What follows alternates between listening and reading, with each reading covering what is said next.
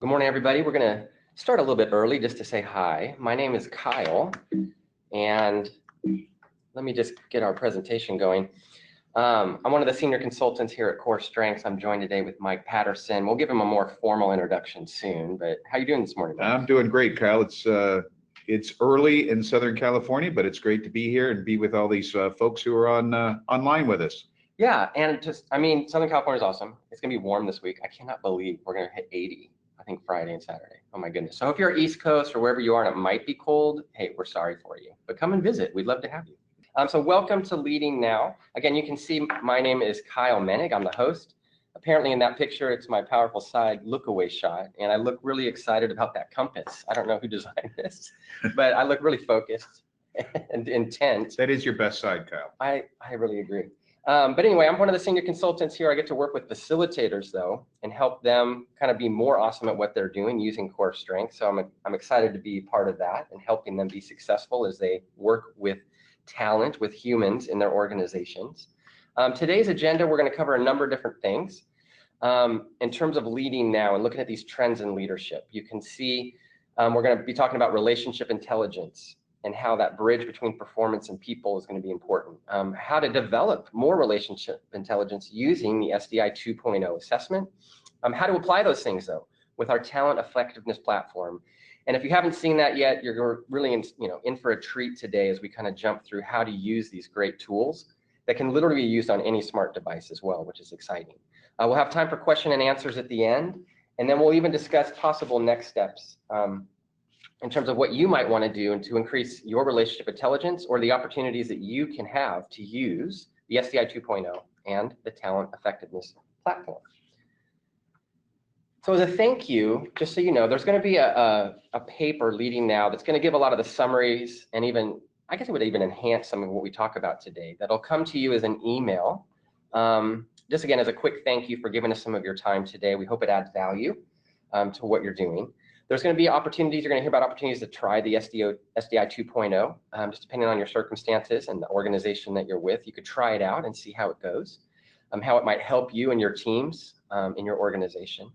And then you're going to hear about, just different opportunities in terms of pricing, in terms of training. You might want to have folks get certified. You might want to get certified yourself. And so we'd want to let you know some highlights about that as well. Now, the more formal introduction here, you heard him talking already. He's got that deep, powerful, kind of radio type voice. I always am jealous because I have that weird little look at the compass, and Mike gets this powerful standing picture. Kyle, I may have a radio voice, but I've always been told I've got a face for radio too. So. Oh no, look at that. And you got the power suit going, so I appreciate that. But we have Mike Patterson here. He's one of the master facilitators, one of the principals here at Core Strengths. He's the co-author of the book, Have a Nice Conflict, How to Find Success and Satisfaction in the Most Unlikely Places. And he also teaches in a doctoral program at Pepperdine University's Graduate School of Education and Psychology. So again, our topic today is Leading Now, Mastering Leadership Competencies Using Relationship Intelligence. So Mike, it's great to have you here today. Is there anything else you want to say before we jump in? Well, thanks, Kyle. It is great to be here. I'm looking forward to sharing a few thoughts about leadership, some trends I'm seeing as I look at the literature, work with clients, and most importantly, I'm excited to share how leaders can be more effective by incorporating relationship intelligence into the way they're leading and helping people work better together. That's really the business we're in, and I'm always grateful for opportunities to talk about it. I'm also curious, we greeted several folks, and there are now even more folks on the line with us this morning. We greeted those folks earlier, but I'm curious, why are the people that are here with us this morning, why are they here? Yeah, so you all can see kind of this question here, why are you here? Obviously you could be an executive, you're looking for new skills, you could be responsible for developing and training leaders, and you're looking for some new tools potentially for that as well. Maybe your organization, is going through change, or you're focused on teams and being more collaborative. Whatever it might be, we know we get people from all kinds of roles and industries. We'd love to hear just why you're here. So again, use that chat box function just to give us some insight into why you're here. Because we're always curious. It's great about using this platform of a webinar because we get people literally from all over the globe, and they play lots of different roles. And sometimes people are here just for personal development as well. And so, again, appreciate you answering those. Great. So it looks like, yeah, like we got a lot of different folks for a number of different reasons. Folks that might be in HR, folks that are just team leaders themselves, and even folks, yeah, they got some change going on. They got some teams in crisis, it looks like. So what would you say to some of those things? What would you say to some of those people? I think we've got something for everyone here today. And I'm again, pleased that we get to talk to talent development leaders as well as line leaders about what it means to lead with relationship intelligence. Yeah, I love that. Well, let's jump in then. Okay, so even with what you were saying, we got people from all kinds of, roles and functions. And even what I'm hearing about, the title of our thing, Leading Now, looking at this slide, Out with the Old. I mean, you're kind of implying here that old leadership ways may not be as effective. So what do you mean by that? Yeah, I mean, the nature of leadership is truly changed over the years. And I think it's changing for the better. As I look back over my career, I've been in the workforce now about 35 years. And as I look back over what I've seen in terms of leadership, and I've seen leadership evolve and change, it's different now. We're seeing a trend away from, well, let's take a look actually at a word picture of how leadership used to be. When I started my career, I think these words often described what leadership was all about. And I've worked for some leaders like this. Kyle, do you remember working for leaders like this at any point in your career? You're a young guy, but maybe you can recall some of this. I mean, no, for sure. I mean, especially early in my career, just feeling like there was different power plays and politics going on that I was trying to figure out how to navigate, Yeah, it's definitely the world I grew up in, and I spent a good portion of my early career in this world. It was hierarchical, leader-centered. There was a clear chain of command, and if you were at the bottom of the chain, you simply executed the commands of those above. And perhaps there's a few of those leadership cultures that still survive, but I think there's a growing body of evidence that this brand of leadership is becoming increasingly irrelevant.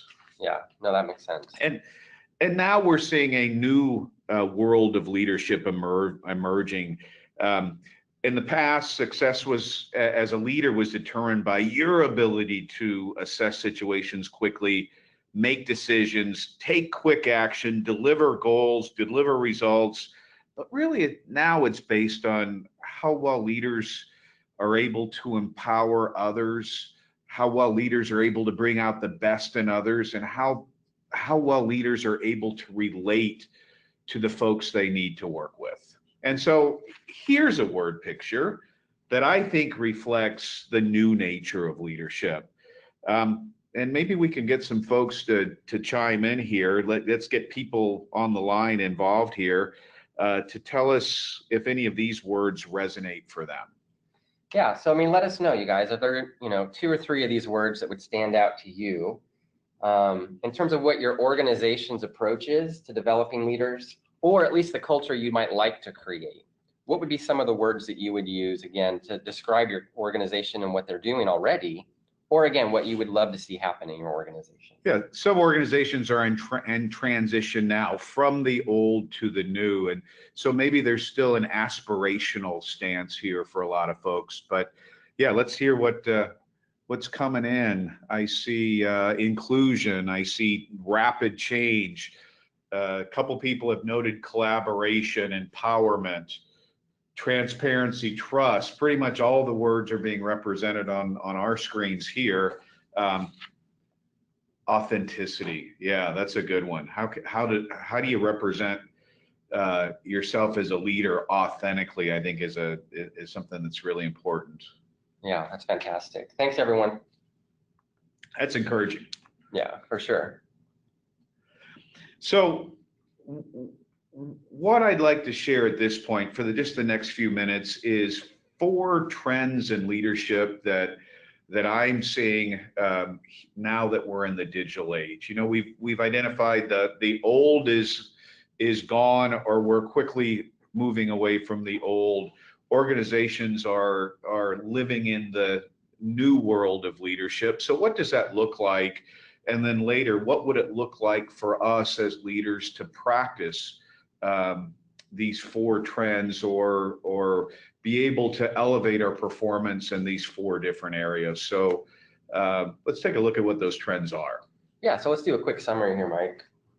We got master multiple leadership and communication styles, reduce conflict on teams while fostering inclusion, illuminate and eliminate unconscious bias, and build trusted networks across the organization and even beyond. Yeah, I would say these are the four critical competencies that are necessary, but also challenging for a lot of folks, whether they grew up in a traditional management structure or whether they're newer to the workforce and they've always lived in this new world of leadership. But these are 4 leadership competencies that we all have to develop, and I think it's worth talking about them on a regular basis. No, that's fantastic. So let's jump in then and learn a little bit more about what you mean even by relationship intelligence. Yeah, one of the themes we're going to see as we go through our discussion here is that relationship intelligence powers all of these new relationship trends.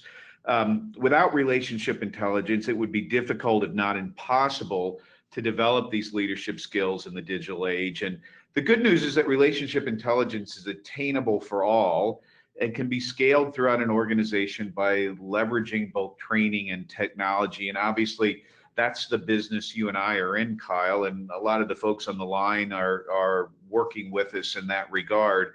But I love to see the connection and how relationship intelligence can power these 4 trends. So what is relationship intelligence? It's, in my mind, it's really the bridge between people and performance. We define relationship intelligence in the work we do as it's insight for adjusting your personal approach with people to make your interactions with people more productive. It's the intel that drives your actions, but makes your actions with people more effective. And why is this important? Well, I say this a lot, better business performance, better business results often boils down to one thing, and the one thing is better relationships.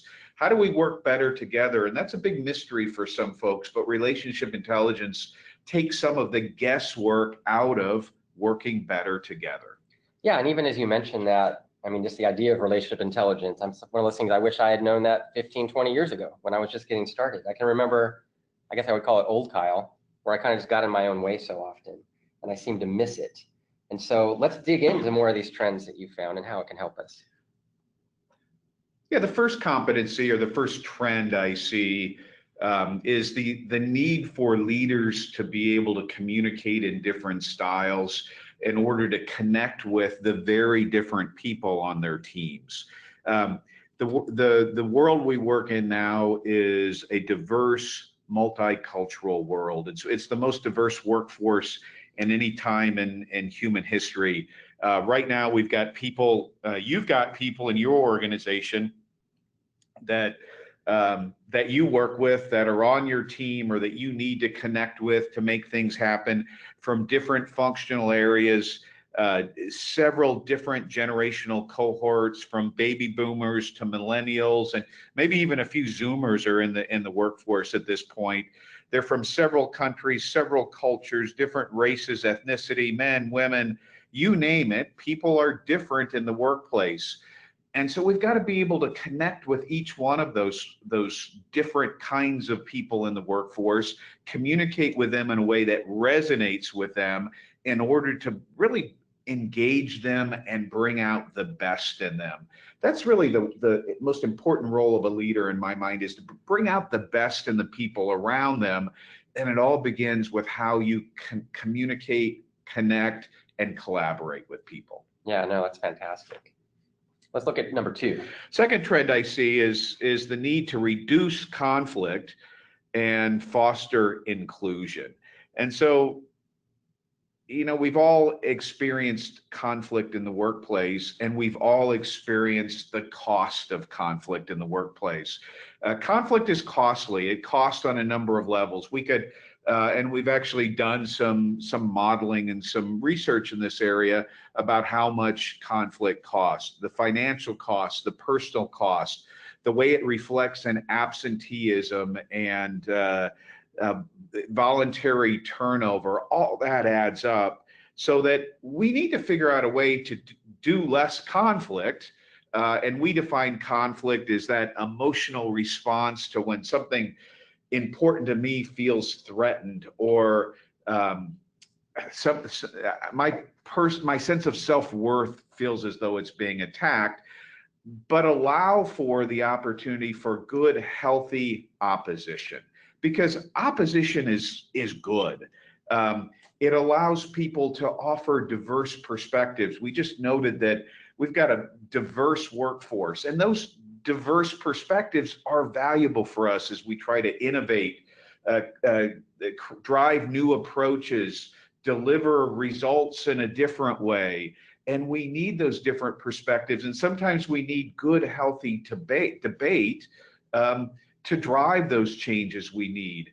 But conflict makes it harder to do our work. It just makes things more difficult. So I always like to reflect on this famous book of history about my favorite president, Abraham Lincoln, written by Doris Kearns Goodwin, the famous historian. Goodwin describes how President Lincoln built a team of people with very different perspectives around him to fill out his cabinet. And Lincoln wasn't afraid of differences. Lincoln embraced different perspectives, and he invited those different people to the table. And I think that's the call for us today as leaders. How do we bring people with different perspectives to the table and make them feel comfortable, or help them feel comfortable sharing their views, making it safe so they can go out there and be authentic, be real, be themselves, and truly feel included? I don't know, Kyle, have you ever been on a team where it didn't feel safe to really speak your mind, and as a result you were you found yourself just kind of going along to get along, and there wasn't a lot of healthy opposition, and everybody was kind of a yes person on that team? You ever been on a team like that? Oh yeah. I mean, ultimately, I think in my situation, I won't speak for planet Earth here, but for me, it was just that fear of what's going to happen if I say something that seems to be against the leader or against the norm. And so, interestingly, I think, yeah, when there's not that opposition, you don't have that opportunity to perform at your best. You're not getting to those best ideas because of that oppositional thought. That's different ways of looking at things. Yeah, absolutely. I ask this question a lot when I do workshops, and I always ask people to rate the performance or work output of that team where there's not healthy opposition, and people don't feel free to express themselves, be authentic, voice different perspectives. Do you want to do a little poll here and see what the folks on So let's see what you guys think? think about that. I think that's a great question to ask. And so basically, grading your organization or grading your team, what would you rate in terms of the output from A to F? Yeah, and this is a team where there wasn't good, healthy opposition, and maybe people didn't feel safe, or that they had they were able to exercise their voice on that team. How well did the team do? Well, I'm seeing some D's. Yep. Yeah. Yeah, that does. At best, I'm seeing a C at this point. Okay. Yeah, I asked this question a lot, and I don't think I've ever heard an answer higher than C, and I've heard from a lot of different people. Usually the answers are C minus, D, a lot of Fs. Here's the point, Kyle. We don't do our best work when we can't have good, healthy opposition. We need to feel safe and voice our different perspectives, and we need to feel included and like we have a voice. And so that's this trend of leadership that I think is really important to consider. I could see that being energizing. Let's look at number 3 now. Yeah, the third trend I'm saying is the importance of illuminating and eliminating unconscious bias. And that, just to be honest and upfront here, we all have bias. So, humans are inherently biased in the sense that we take these mental shortcuts. And we do that to translate ambiguous information into something that's meaningful, that we can use. And I'm biased every time I get in my car. I'm biased in thinking that my brakes are going to work and my car will stop when I start driving. It's just a mental shortcut. I'm biased when I take a step across the floor here in the office that it's going to hold me up. So that's an aspect of bias I think we all can live with, and it's actually useful for us. But the kind of bias that gets us in trouble is that when we start to favor one thing or one group or one idea over another, and it becomes unfair, closed-minded, presidential, it stops us from being curious. I think that's a problem. And oftentimes where we see this in the workplace is when a group of people is not treated fairly. They're not getting a fair shake and a good opportunity. And organizations recognize this. They're trying to do something about it. Google put 60,000 Googlers through a 90-minute workshop or training session on how to eliminate unconscious bias. We've all heard about Starbucks' big effort where they put 175,000 of their employees in 8,000 stores around the country. They closed their stores for an afternoon in May of 2018, and they did an afternoon of bias training in response to some negative things that happened in the stores there. But the issue is it's really hard to address bias. One meta-analysis research study where they looked at 426 different scientific studies with 72,000 different participants in those studies, found that all these efforts to eliminate and illuminate unconscious bias didn't have much impact. And David Rock, one of the foremost thinkers in this area, agrees. He says, and you can see his quote on the screen there, mitigating bias is one of the hardest things in human existence. Any strategy that relies on people simply trying hard not to be biased is doomed to fail. And so it's a real issue, it's a real problem, but it's a problem that's really hard to fix. So one of the things I found is that, or a step in the right direction is how relationship intelligence helps people to recognize those filters through which they see the world. And it helps us guide the adjustments we need to make so that we stay curious. We treat people in a way that they want to be treated. We're not prejudicial in a non-productive way. We know what we're dealing with. And here's the bottom line. I think the real key to addressing bias in those ways that gets in the way of how we work together is to develop real, authentic relationships with people. That's really the key way to overcome bias. If in the past you have had a bias against a person, oftentimes getting to know that person wipes away that bias. When you get to know who they are, the fact that they're a real human being that you can relate to and you can connect with, it sort of wipes away a lot of that. Kyle, have you had any experience with that? Well, I was just thinking, the way you describe that, I often have, my filter kind of makes me think my way is the right way. And yes. I end up judging people on their approaches. And so often, kind of what you're saying, that gets in the way of having a good relationship with them, which means ultimately I don't work well with them.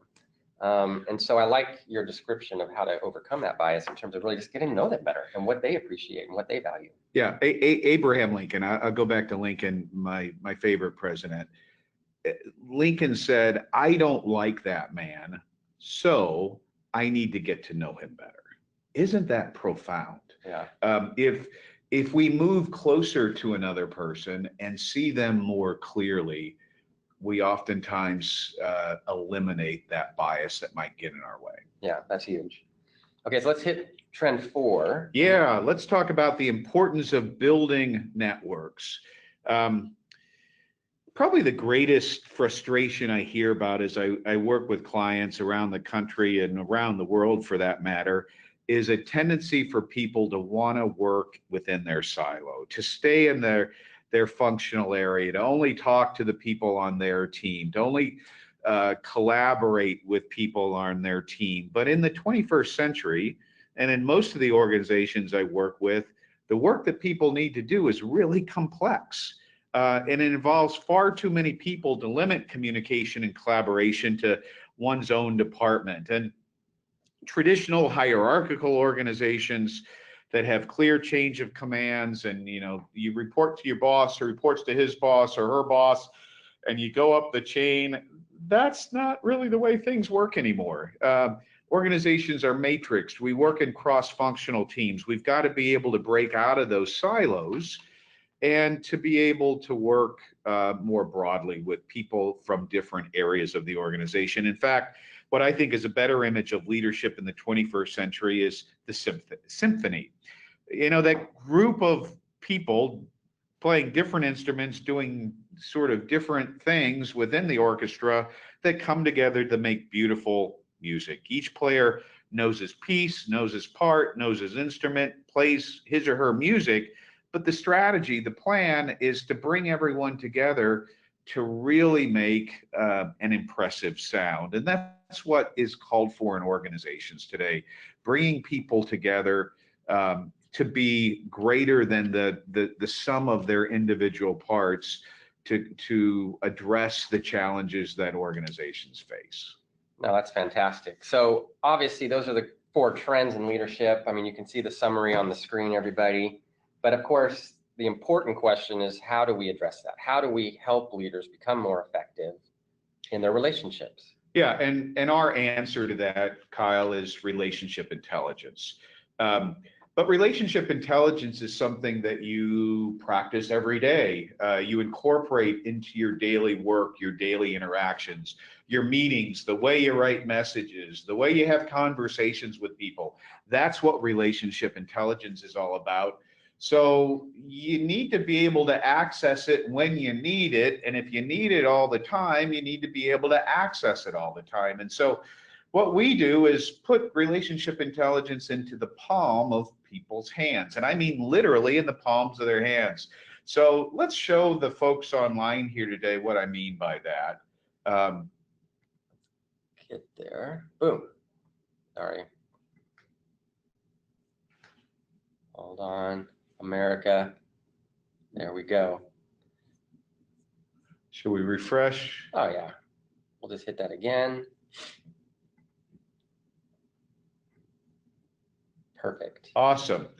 So we use the talent effectiveness platform to really help put relationship intelligence into the palm of people's hands.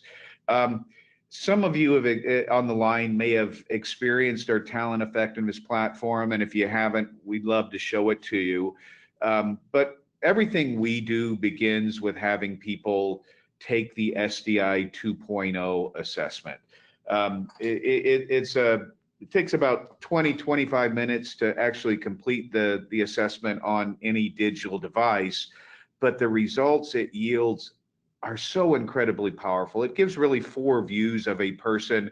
It helps people understand their motives under 2 conditions, and motives are simply those internal drives that explain why people do what they do and really what they want from their relationships. And so we always start with motives. And this image on the screen, I think, is a useful way to separate and discern the difference between motives and strengths, because we also help people understand their strengths. Strengths are like the buoy that's on the surface. Everybody sees the buoy. Everybody sees how you behave. Everybody sees your strengths, and people form judgments about you. People tell stories about you based on what they see. But what's really important in terms of understanding a person is what's driving that behavior, their why for behaving in a particular way.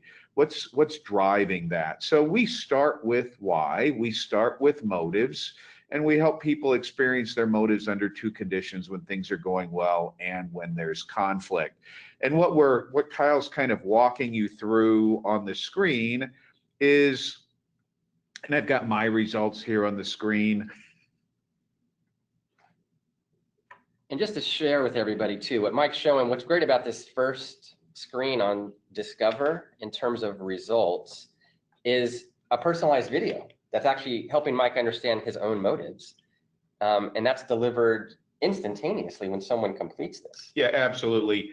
Our goal, our philosophy is that when you take the SDI 2.0, you should be able to access your results. You should able to immediately start using relationship intelligence, and it begins with this understanding who you are. And we want to get people started with that right away. So we've got about a 15-minute micro learning session we provide people to help them understand their motives when things are going well, and then how their motives change in conflict, how they use their strengths at work, the strengths they're most likely to use, least likely to use, how sometimes they overdo their strengths and get themselves in trouble. So that all comes from knowing your results and knowing other people's results. So Kyle, why don't we use these 4 trends to guide our tour of the Core Strengths platform? Yeah. So the first trend in leadership I talked about was the importance of mastering multiple leadership communication styles. So how do I talk to people in a way that resonates? And I think talking to people in a way that resonates, it requires us to honor who they are and what matters most to them. So can you describe, even as you're seeing this triangle on the screen, Mike, what would you summarize in terms, I can see there's 7 regions on this triangle. So what do we just need to make, what's helpful just to know generally about those regions? Well, what's helpful to know generally is there are 3 core motives: people, performance, and process. And each of us prioritizes, and those 3 core motives work together, by the way. We've all got people, performance, and process working within us, moving us forward. But the way we blend and mix and prioritize and value those 3 core motives is different based on the way each of us is uniquely wired. And the assessment helps us determine how we balance and blend those motives. Looking at me on the screen here, these are my results. I have a red performance-focused motivational value system. Most of the time, actually, I'm focused on performance. And that would place me, my dot, which represents the way I blend those 3 motives, that puts me in the red region of the triangle. Now, there are different people. My wife is in the blue part of the triangle. Based on how people prioritize those 3 motives, blend those 3 motives, they would show up in different places on the triangle. And so that's one thing the SDI 2.0 does for us. That's one thing that relationship intelligence does for us. It helps us understand people's motives. Yeah, I like that. It's kind of helping understand why they're doing what they do. Exactly. So I know that there's this function here, compare. Yeah. So, we're trying to communicate effectively with people. If I know what's important to them, I know what they value, I know what they want and what they expect of me in terms of how I relate to them, I'm in a much better position to make the necessary adjustments to give them what they want. And so we have this compare function on the Core Strengths platform that allows me to know what's really important and how to make the adjustments I need to connect with colleagues. So you can see here, everybody, just we're in the Core Strengths organization. If other people, other orgs use this, it would be titled whatever that organization was. One of the folks we both work with is Adam. And if we click compare, we can see Mike compared to Adam. Yeah, indeed. If I've got I work with Adam, if we're working on a project together, we've got an important meeting and I want to get it right in terms of truly making the adjustments I need to make to connect with Adam and to invite him to be his best as we interact with one another. I should probably know a little bit about Adam, and it begins with understanding his motives. And so the compare function of the platform allows me to see Adam alongside me, so I can see how we're similar and different. And you see that I have a red MVS, Adam has a blue MVS. Adam is really focused on, he's motivated by the protection, growth, and welfare of others. He has a strong desire to help. That's a key word for Adam. And blues are all about people. So that's a little different than me. I'm motivated by getting results, performance, task accomplishment, moving quickly. And so I might need to adjust my approach a little bit to appeal to what matters most to Adam. And that's really what adjusting your communication style is all about. Yeah, and I was just going to add, I mean, part of what's great about this, I mean, this has been live for just a few months now, but historically, I might have to try to have a copy of Adam's results or something like that. Impossible. Which now, though, with this function, again, on my smartphone, anywhere I am that I might be calling Adam or meeting with him, I can look that up real quick and get that summary. And even more importantly, I can actually click communication tips, and it gives me tips on how to speak Adam or how to speak to a blue when I have a meeting or when I'm writing an email. I'm getting example subject lines. Hey, Adam, could you help with? How would you feel about? And I think having that really just changed the game. It absolutely does. And what's exciting for us, our organization, as you know, Kyle, in just a few weeks, we're launching email plugins so that when I start to type an email to my colleagues, their profile will open in a window and I get real-time relationship intelligence guidance on how to craft that email in a way that it'll be received well by the person on the other end. And that's really mind-blowing to me as I look back on how I used to communicate. I used to communicate in a way that worked for me. It was easy for me. It was comfortable. But now I'm shifting my perspective and trying to communicate in the right style to really connect with the person on the other end of me. Yeah, which is huge. And even beyond one person, I know we have this Teams function. Do you mind if I pick the leadership team? Yeah, that's a good one. So one of the teams that Mike is on is leadership team. And even if you guys don't mind, I mean, in the chat function, what would be observations remembering blue is that motivation kind of higher towards people, red towards performance, green process? What are some observations even you have as Mike talks about working with this team? Because this is obviously giving us intelligence about a group of people. Every dot obviously represents a real human. And so it's important to have this information, right? If you're about to go meet with them. Yeah, absolutely. If we're working on a project together and right after this call, I go into a meeting with this group and we're going to be working on a project, what should I know as a result of what I see that would help me work better, collaborate better, communicate better with my colleagues? Maybe our team has some blind spots. Kyle, what are you seeing coming across the chat function?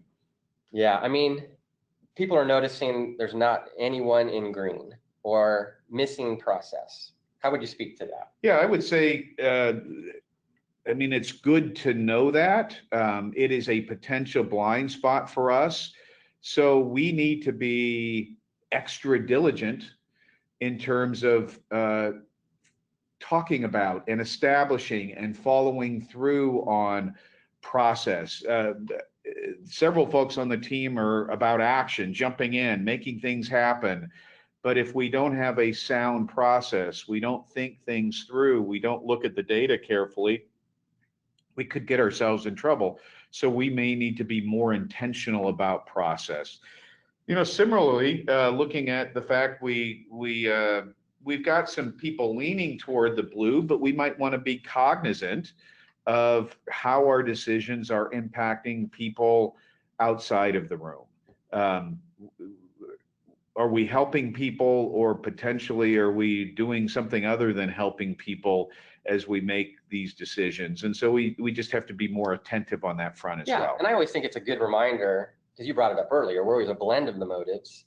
So even though there might not be anybody clearly in green, you all do have scores for process. You all have scores in the green, you have scores in the blue.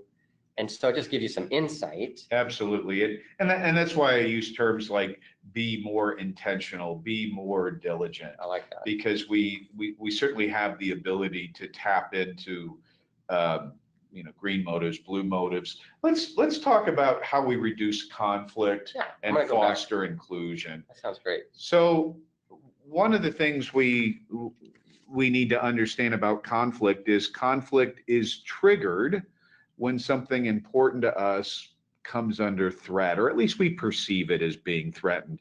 People don't go into conflict over things that are unimportant to them. So when my values, something important to me, comes under attack, I may go into conflict. And so it's important. One of the first things I would say, if we want to reduce the amount of conflict we have on our teams and invite more healthy opposition, is to understand what triggers conflict for the different people on our team. Yeah, and I think it's that's one of the things I love about this tool is we actually start to understand what people care about in conflict. Because like you mentioned, they're feeling a bit threatened, but it's because something that they care about was threatened. And even the information here, for instance, so I see that, Mike, your arrowhead's going into the green as a first response. But even this idea, you believe the best way to show you care about a problem is to give it time and attention so it can be solved correctly. You like to get it right. Why repeat this thing? Let's get it right. Right. Now, it's interesting. I want time and space to think things through. Yeah. I don't want to give an immediate answer, because I think if I took the time to think and do a little homework, I could provide a better solution to the issue. Yeah, and I mean, we're not showing my results, but America, I go into the red region first during conflict. The sentence that I have in this part of the platform says, I believe the best way to show I care is to solve it quickly so the problem won't grow. And so what's great about that is we're literally showing how we care about problems, even though it's going to look different to each other. But by not judging your approach of, in my mind, what might look slow, I can understand that, hey, we could actually work together for a solution here. You might think I'm going fast. Again, I think you might be going slow. There could be more tension, but this tool creates the understanding of what we're trying to do, shows we care. Yeah, indeed. And when you recognize a colleague has gone into conflict, that should make you aware of the adjustments you need to make. And so again, we go back to the compare function on the platform. We'll keep picking on Adam here.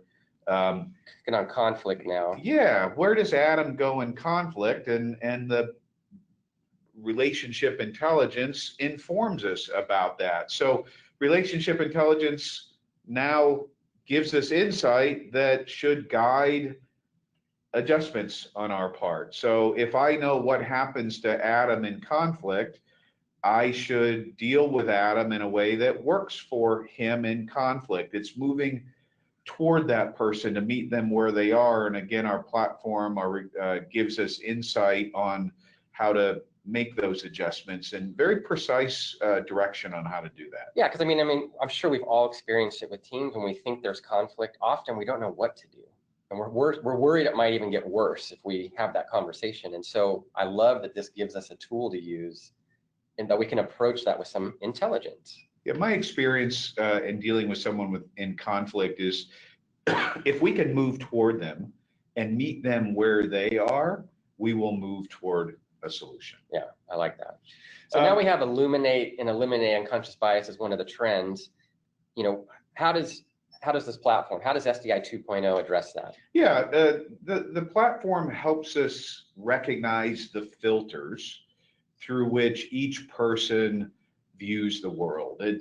I have a bias, if you'll go back to when things are going well, I have a bias for performance. I want to get things done. So I'm always seeing the world through this lens of how do we move faster? How do we accomplish more?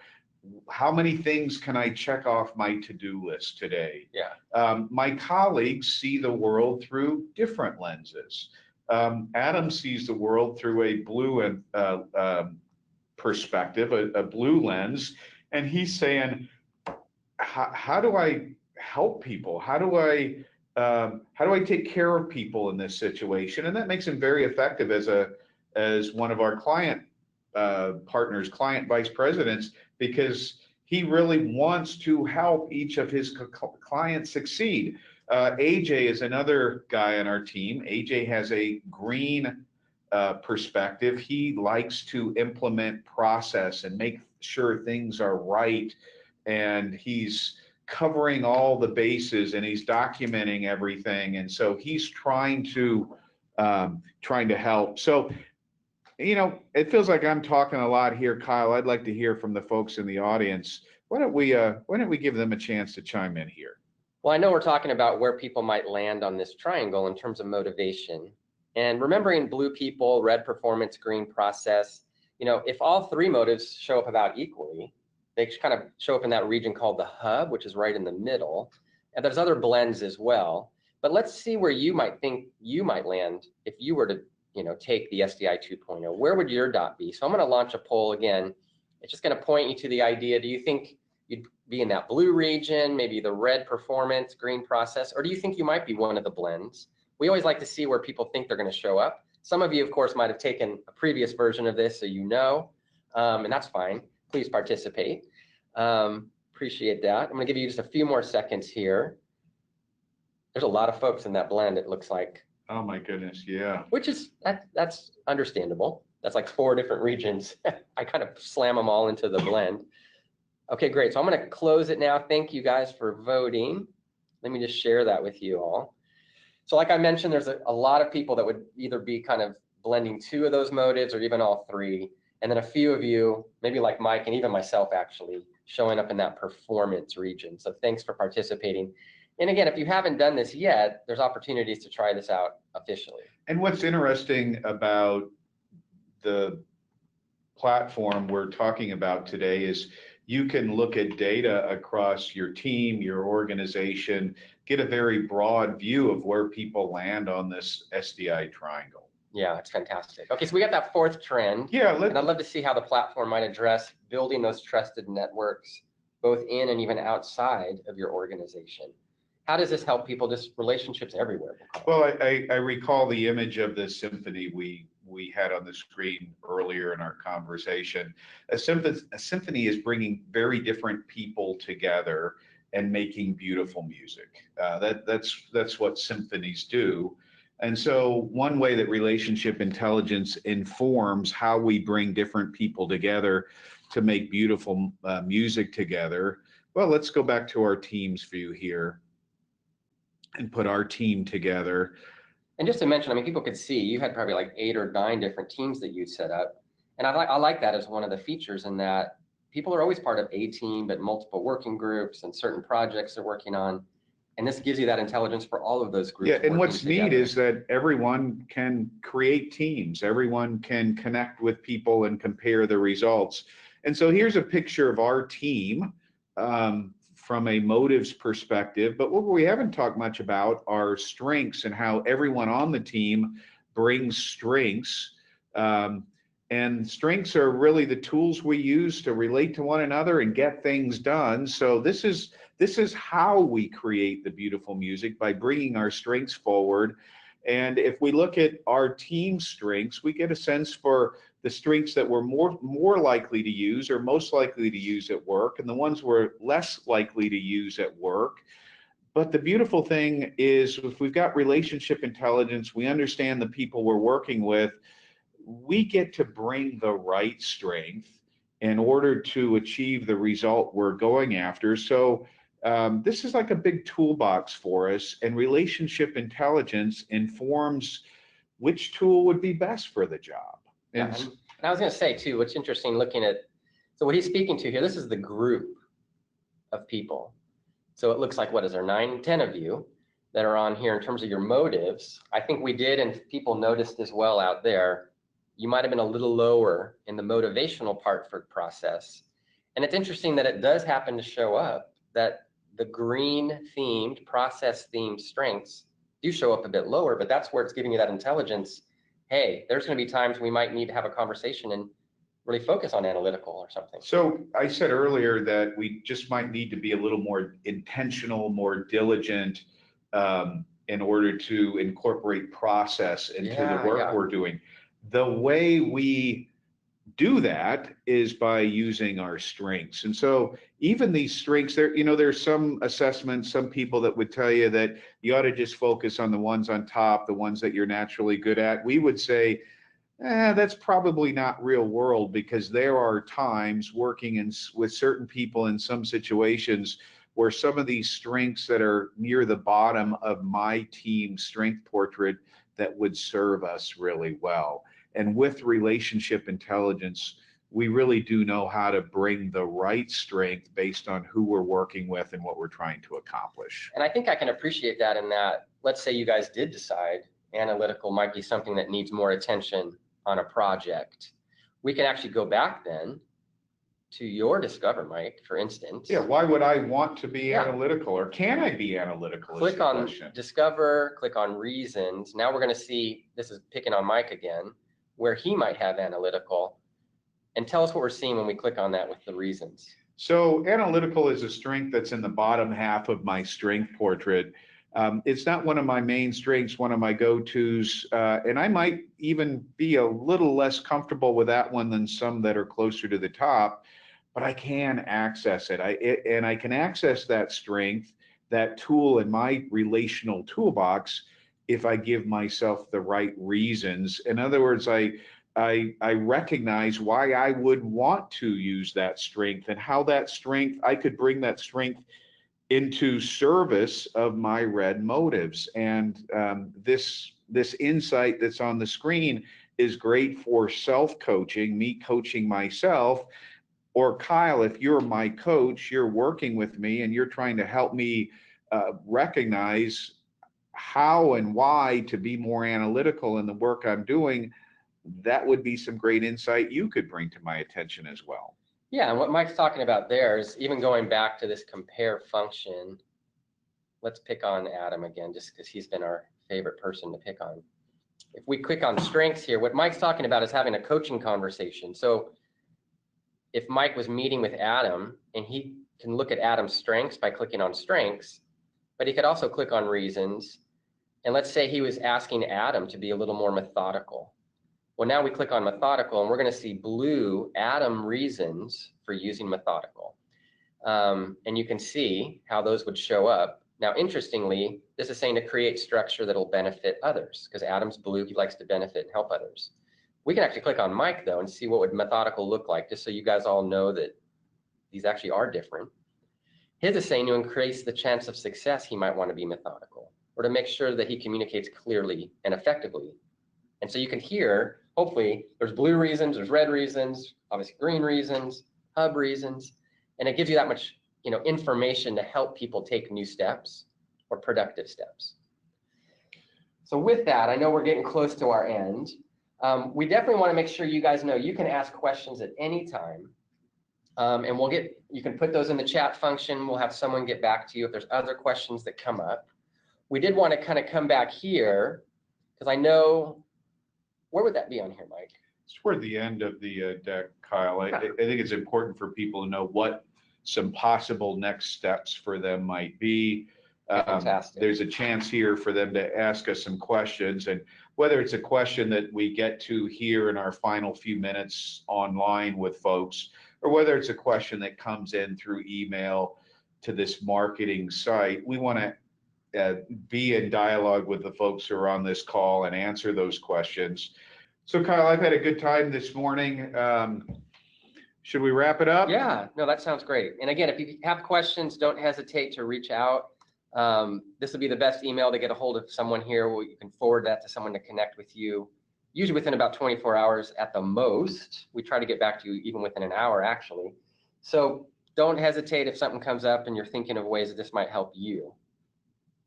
Okay, Mike, well, thanks again for your time today. Everybody out there, thanks. We're going to get you that Leading Now kind of handout. We're going to email that to you as a thank you for spending time with us today. We really do appreciate you giving us this time. We hope that added value into what you're thinking about, either yourself, your team, or your organization. Thanks, everyone. Have a great rest of your day and great week.